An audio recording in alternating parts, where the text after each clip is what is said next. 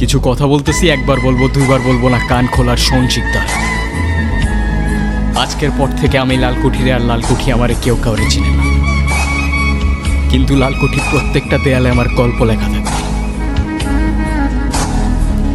যে গল্প সত্য কিন্তু মানা যায় না, আর যেই সত্য নগ্ন কিন্তু দেখা যায় না। তোর কোনো দোষ নাই, তোর গল্পই তোরে শিকদার বানাইছে, কিন্তু আমার গল্পে আমি আর গুরু হইতে চাই না।